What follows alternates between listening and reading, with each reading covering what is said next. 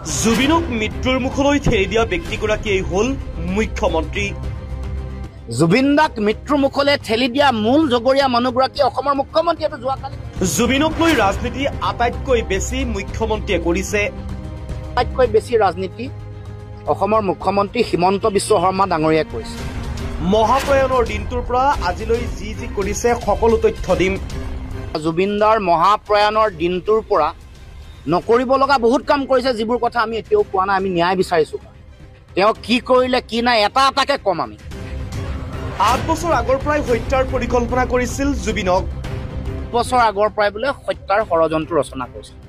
এতিয়া 5 বছৰ হ'ল মুখ্যমন্ত্ৰী কোন হৈ আছে? হিমন্ত বিশ্ব শৰ্মা। শেহতীয়াকৈ জুবিন গাৰ্গৰ মৃত্যুৰ ঘটনা যেন আজিও ৰহস্যৰ আৱৰ্তত সোমাই আছে। মুখ্যমন্ত্ৰীয়ে ইতিমধ্যে উল্লেখ কৰিছে জুবিনক প্লেনিং কৰি মাৰ্ডাৰ কৰা হৈছিল। এই সমগ্ৰ বিষয় সন্দৰ্ভত ইতিমধ্যে সমগ্ৰ অসম তথা ৰাজনৈতিক প্ৰেক্ষাপটত সলগনিৰ সৃষ্টি হৈছে।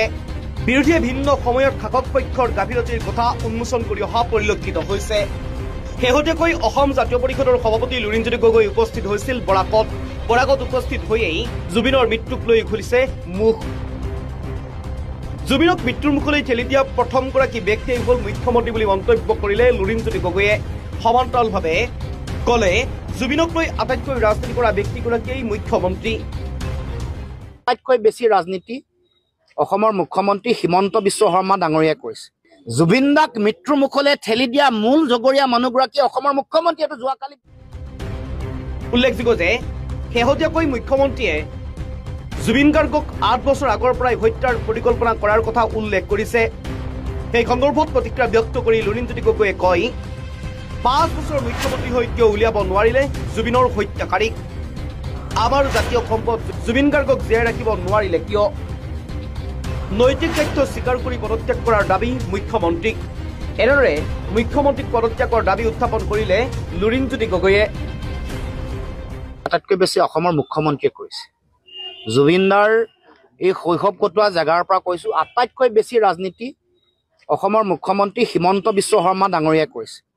প্ৰথম দিনটোৰ পৰা জুবিন দাৰ মহাপ্ৰয়াণৰ দিনটোৰ পৰা নকৰিব লগা বহুত কাম কৰিছে, যিবোৰ কথা আমি এতিয়াও কোৱা নাই। আমি ন্যায় বিচাৰিছো, তেওঁ কি কৰিলে কি নাই এটা এটাকে কম আমি।